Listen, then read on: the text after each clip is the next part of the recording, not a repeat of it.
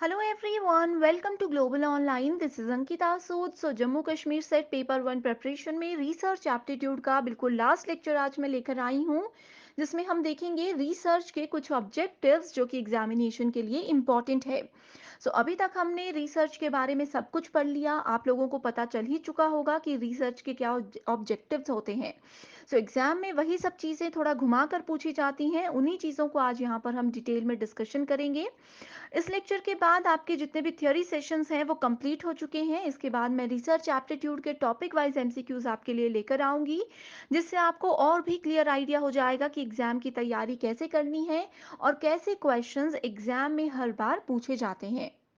Session को start करने से पहले आपको पता होना चाहिए कि जम्मू कश्मीर सेट एग्जाम को क्वालिफाई करने के लिए पेपर वन प्रिपरेशन पर आपको बहुत ध्यान देना है. इसमें आपको स्मार्ट प्रिपरेशन कैसे करना है, कैसे आप लोग 75 प्लस स्कोर कर सकते हो, इसके लिए कंप्लीट कोर्स हमने लॉन्च किया है, जिसमें आपको फुल सिलेबस वीडियो लेक्चर्स हम प्रोवाइड करवाते हैं. एग्जामिनेशन से पहले आपका पूरा सिलेबस कवर करवाने की 100% श्योरिटी मैं देती हूँ. हर एक वीडियो लेक्चर में स्मार्ट ट्रिक्स और शॉर्ट ट्रिक्स के साथ आपको बहुत ही सिंपल और इजी लैंग्वेज में सारे कॉन्सेप्ट्स क्लियर करवा दिए जाएंगे. फुल सिलेबस नोट्स यहाँ पर आपको पीडीएफ के फॉर्मेट में हम प्रोवाइड करवाते हैं, जिसको बहुत ही आसानी से आप सभी अपने मोबाइल फोन में भी डाउनलोड करके कभी भी कहीं पर पढ़ सकते हो. फुल सिलेबस मॉक टेस्ट में कंप्लीट 10 यूनिट्स को कवर किया गया है, जिसमें से एज इट इज क्वेश्चंस बहुत बार एग्जाम में पूछे जाते हैं.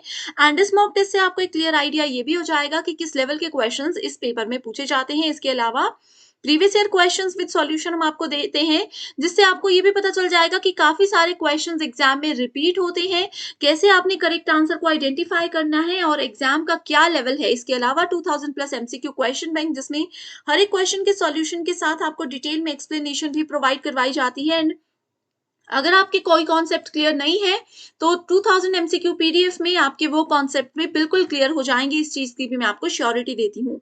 गिवन व्हाट्सएप नंबर्स पर आप जल्दी से कांटेक्ट कर लीजिए. इसको ज्वाइन करने के लिए सिर्फ आपको एक ही बार फीस देनी है, वो भी सिर्फ 2000 रुपए. जब तक आपका ये एग्जाम नहीं हो जाता तब तक आप इस कोर्स का बेनिफिट उठा सकते हो. सिर्फ एक ही बार ये फीस आपको देनी है. इसके अलावा फ्री वीडियोस चाहते हो, कोर्स की फीस पे करने से पहले एक्सेस चाहते हो, तो आप लोग ग्लोबल ऑनलाइन ऐप को डाउनलोड कर लीजिए. ऐप डाउनलोड करने के बाद स्टोर सेक्शन पे आपको सर्च बार में कोर्स का नाम लिखना है. कोर्स का ओवरव्यू आपके सामने आ जाएगा. यहाँ पर आप इसका पूरी जानकारी ले सकते हो.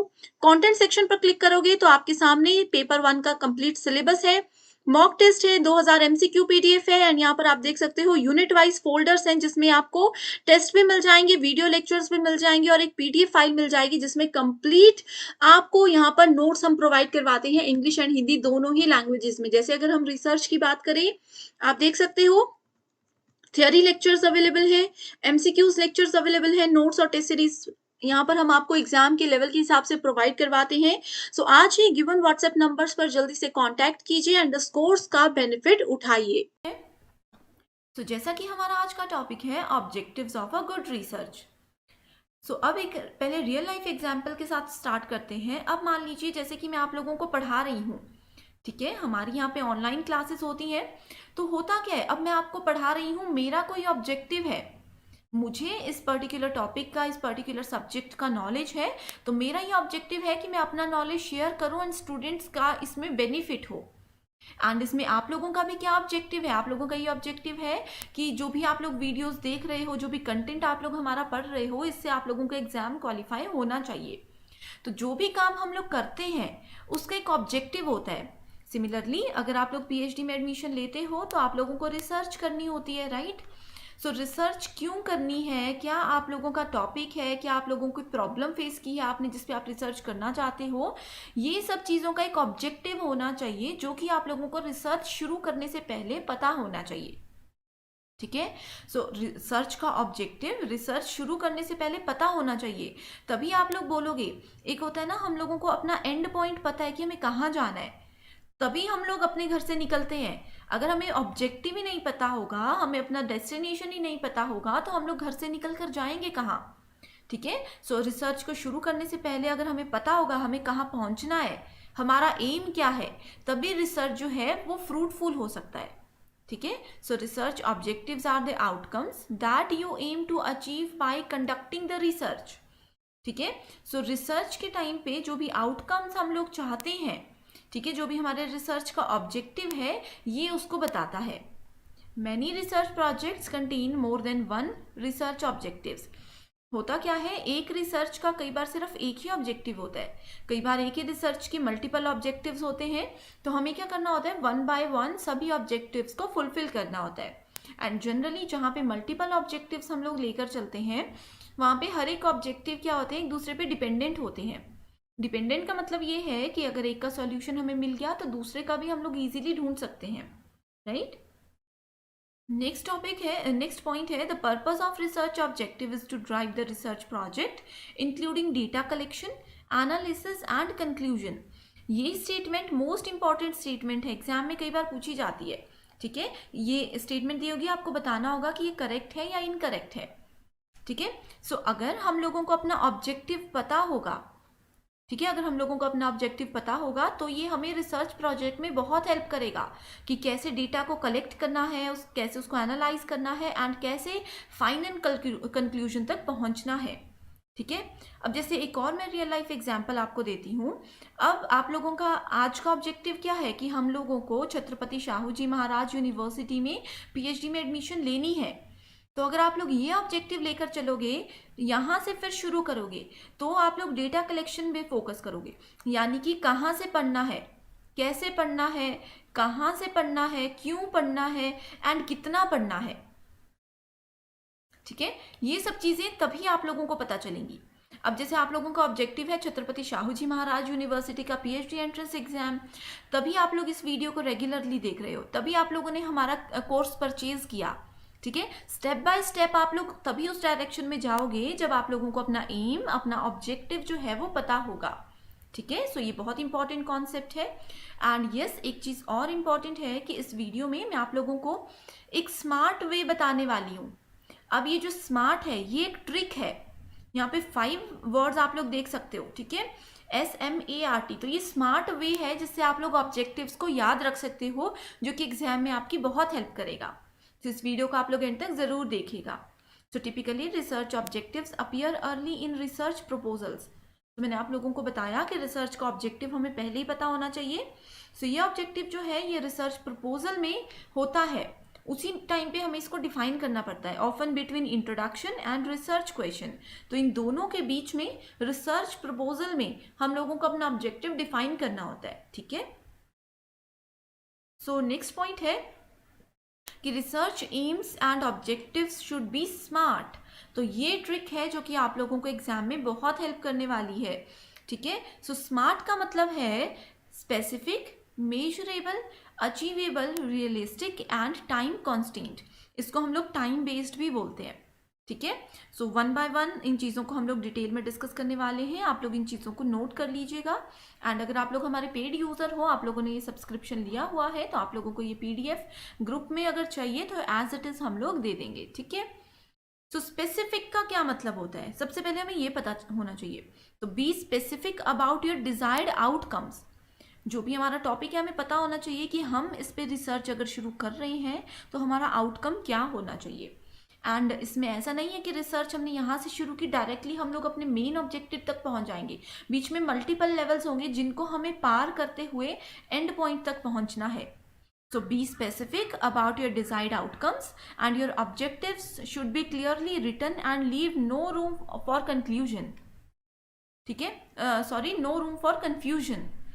सो जो भी आप लोगों का एम होगा, जो भी आप लोगों को ऑब्जेक्टिव होगा, वो क्लियरली डिफाइंड होना चाहिए एंड इसमें कोई भी कंफ्यूजन के लिए जगह नहीं होनी चाहिए। एक डिफाइंड चीज़ आप लोगों को लेकर चलनी है, ठीक है।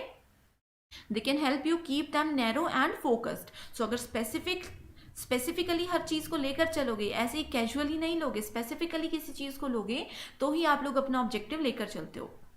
इसको भी मैं रियल लाइफ एग्जांपल से रिलेट करती हूँ कि अगर जैसे कि छत्रपति शाहू जी महाराज यूनिवर्सिटी का अगर आप लोग एग्ज़ाम देना चाहते हो तो आप लोग इन्हीं के सिलेबस के अकॉर्डिंग जो है अपनी प्रिपरेशन करोगे। ऐसा नहीं है, इसका मतलब ये है कि आप लोग स्पेसिफिक हो अपनी चीज़ को लेकर के, ठीक है। अगर आप लोग जवाहरलाल यूनिवर्सिटी में PhD करना चाहते हो तो आप लोग स्पेसिफिकली उसी के सिलेबस को फॉलो करोगे, वही लेक्चर्स हमारे फॉलो करोगे। तो ये चीज़ है specific.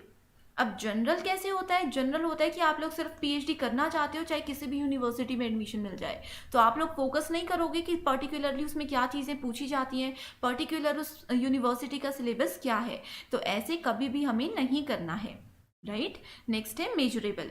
So making your objectives measurable is essential to achieving them. You can create metrics to measure your progress towards achieving your objectives. So measure करना है हर एक चीज़ को कि क्या हमारा ऑब्जेक्टिव था, लेवल बाय लेवल हम लोग उस चीज़ की तरफ फोकस कर रहे हैं, एंड क्या हमारा जो आउटकम है वो मेजरेबल है या नहीं है। नेक्स्ट पॉइंट आता है achievable. So be sure to create objectives that you can realistically achieve to help you avoid getting overwhelmed bye realistic experiences. ठीक है, सो जितने भी हम लोग काम करते हैं वो सब चीज़ें अचीवेबल होनी चाहिए। ठीक है, जितने भी रिसोर्सेज हैं, बजट है, ये सब जो ऑब्जेक्टिव्स हैं ये अकम्प्लिश कर सकते हैं हम लोग। ठीक है, सो हर एक चीज़ अचीवेबल होनी चाहिए। नेक्स्ट है रियलिस्टिक। सो जो भी आप लोगों के ऑब्जेक्टिव्स होते हैं वो रेलेवेंट होने चाहिए आपके रिसर्च से रिलेटेड। ठीक है, ओवरऑल जो गोल्स होते हैं आप लोगों के वो इससे रिलेटेड होने चाहिए। एंड मैं आप लोगों को बता दूं, आर से रियलिस्टिक भी होता है, आर से रिलेवेंट भी होता है। दोनों में से कोई भी एक ऑप्शन होगा तो आप लोग रिलेवेंट को भी सिलेक्ट कर सकते हो। ठीक है, so make your objectives relevant to your research and your overall goals. This can help you stay motivated and on track throughout your research project. So realistic होना बहुत इंपॉर्टेंट है। नेक्स्ट है time based. ठीक है, यहाँ पे waste नहीं बोल रही हूँ मैं, बेस्ड बोल रही हूँ, टाइम बेस्ड। ठीक है, you can establish deadlines to help you keep your research process on track. मैंने आप लोगों को बताया था कि हर एक रिसर्च में कोई भी चीज़ होती है उस पर आप लोग हमेशा टाइम बाउंड को साथ लेकर चलिएगा। ठीक है, टाइम बाउंड का मतलब क्या होता है? इसका मतलब है कि मान लीजिए आप लोगों ने एक हाइपोथेसिस जनरेट किया। ठीक है, आप लोग बोलते हो कि ये इसको मैं प्रूव करना चाहती हूँ कि ये करेक्ट अनुमान मैंने लगाया है, तो ऐसा नहीं है इसको करेक्ट करने में, इसको फुलफिल करने में आप लोग 30 डेज 40 डेज लगा दो। ठीक है, टाइम बाउंड लेकर चलना है कि 1 वीक में मैं पूरी मेहनत करूंगी, अगर ये फुलफिल हो गया तो ठीक है, अदरवाइज मैं अपने दूसरे हाइपोथेसिस पे काम करूंगी। ऐसा नहीं है कि आप लोग एक चीज़ को पकड़ कर रख लो एंड पता है कि हमने उसी पे काम करना है। क्योंकि होता क्या है रिसर्च में, जनरली मैं लोगों को रियलिटी बताती हूँ कि अगर किसी चीज़ का रिजल्ट आना होगा तो वो 1 वीक या 10 डेज में आ जाएगा। ठीक है, हमारे किसी हाइपोथेसिस का रिजल्ट आना होगा तो 1 वीक 10 डेज की रिसर्च में भी आ जाएगा। नहीं आना होगा तो आप लोग 2-2 महीने भी लगे रहो, वो नहीं आएगा, जो कि एक बिल्कुल वेस्ट ऑफ टाइम है, बिल्कुल स्टूपिड चीज़ होती है। ठीक है, सो हमेशा आप लोगों ने अपने रिसर्च के टाइम पे जो है टाइम बाउंड पे फोकस रखना है। ठीक है, सो ये जो स्मार्ट तरीका है इसको आप लोगों ने याद रखना है। ठीक है, सो आज के लिए सिर्फ इतना ही। आई होप यह कॉन्सेप्ट आप लोगों को समझ आ गया है।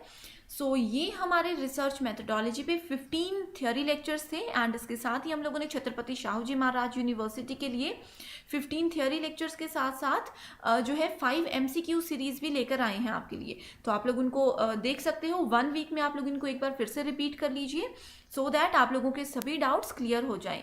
सो अभी भी अगर सिलेबस कंप्लीट होने के बाद भी आप लोगों को कोई डाउट है तो आप कमेंट करके हमें बता सकते हो।